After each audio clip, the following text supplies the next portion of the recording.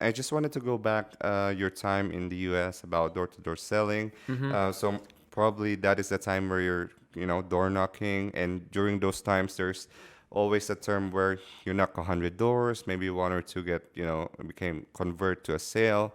What was your feeling back then? I mean, before you become good at sales, because you told me you were an introvert, you're really Yeah. shy. What is going inside your mind during that time? Is there a situation why why you do what you do and why you become good at it? Because some people I know, they might encounter really hardship, or their family or parents are being supported by them, so they don't have a choice. I'll tell you, when you're asking me the question, I'm going back in time, and I cannot tell you, Danielle, the number of days that I quit.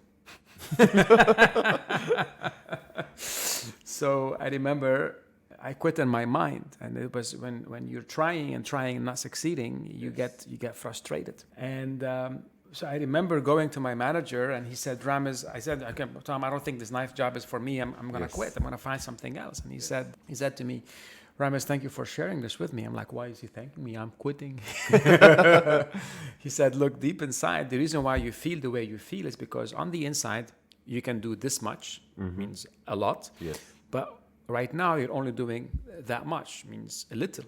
He said, the gap between where you are, low, to where you want to be, there's a huge gap. And that gap is causing frustration. I said, are you going to let frustration make the best out of you? Or are you going to make the best out of frustration?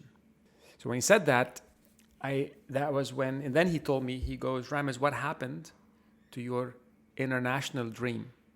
And what is the international dream? The knife business was talking about one day we're going to be in France. We're going to grow to other parts of the world.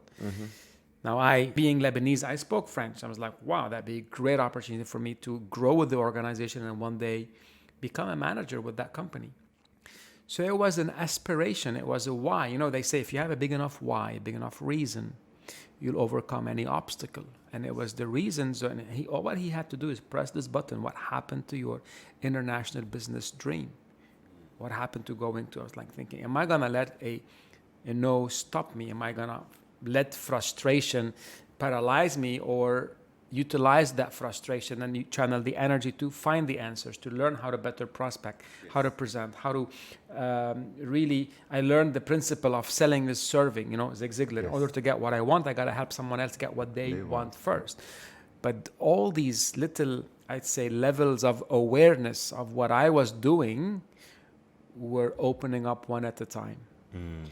And when I realized that selling is not about doing something to someone, but doing it for someone, the whole thing shifted. Interesting. During one of the workshops, I heard someone said selling is all about getting the money, and then I heard you say about ethical selling, because I know there's like a term. Some people are being born in sales, without choosing it, because sales is probably one of the professions where you can go in without any experience. Yeah. And some can go really high with proper coaching and proper.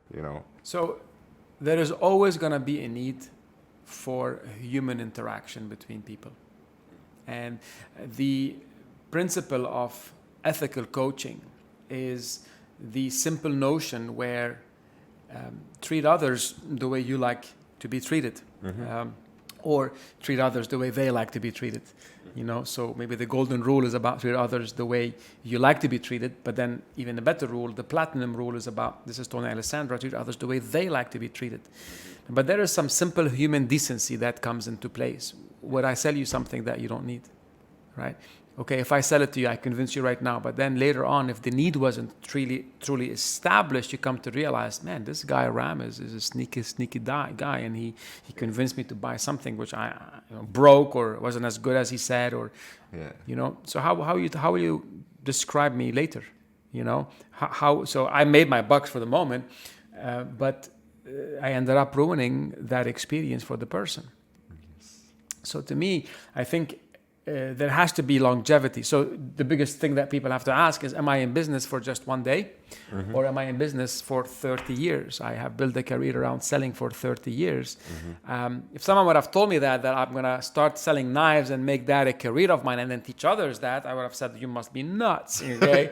I was not thinking of that, but having had the chance to realize that I actually did change lives through knives, where I guided and coached thousands and thousands of people that worked for me as in my direct sales business.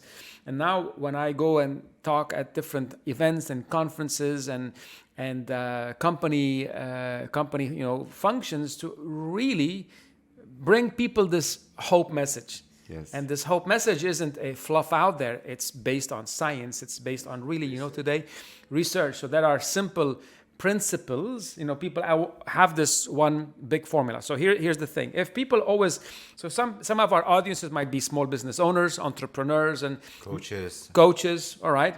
And one of the biggest questions people ask me all the time, Ramez, is how do you find a good salesman?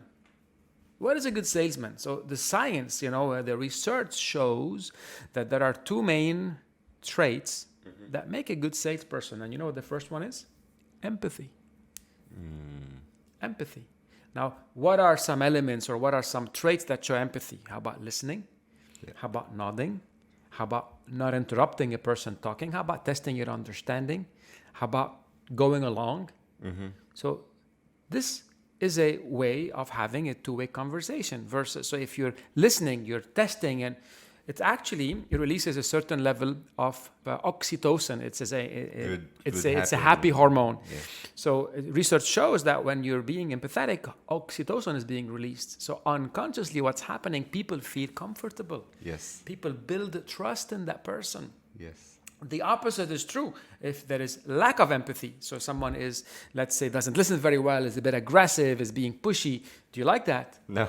So you have this natural repellent. You feel that you're being repelled from this person. Why? Because unconsciously, this behavior, lack of empathy, releases cortisol, and cortisol is the angry hormone. You don't want to be doing business with someone when you have actually caused this to be released. Now, people, without the science, without understanding today there is more research on what's happening in the brain based on the various levels of interaction, that scientists are letting us know that the number one reason that actually drives success in sales, number one, is empathy. But with that, there's a very thin line. The very thin line. So you can be empathetic, but without, I'm going to call this drive. Without the drive. Drive is someone's, let's say, pursuit for success. Drive is being proactive. Drive is actually not giving up. So I'm not saying being aggressive, but if someone really cares about helping the other person, they'll be frustrated if they can't help, and that drive makes them think of solutions that that weren't even on the table. So that drive makes the pie even bigger. It drives the individual to come up with more results, and it adds value to the relationship. I was talking today with the business owner, and she was telling me that. We have an Excel file to track our opportunities. And it's like, she's like, well, but the opportunities don't come on time. I said, well, do you have something called a compelling reason analysis? She's like, what's that? I was like, well, someone can put something on a pipeline, but is it clear from the conversation the salesman has had with the client that there is a need? Does the customer understand the consequence if they delay the need, if they don't move forward? Does the customer has the ability and funds to drive this need forward? And do they have a timeline on when they want to take a certain level of action? So those are elements that help drive what we call a reason, or what I call the pain and gain. If the pain and gain is clear, then there is more likelihood that the opportunity will come forth. Putting something on an Excel sheet, say I've talked with the guys, I've submitted a proposal, but without having that structured. And when you have 5, 6, 7, 8, 9, 10 people, and they're each giving you a spreadsheet with the promise of the moon, but you don't dig and don't know where to dig, and you report to a board or investors, or even your board should be your family, your kids, man. My board is my kids. It's like they need to get whatever value I can give them. So I'm not gonna, put that in my forecast if I don't really have a clear a clear, compelling. We call these the levers of a decision making process.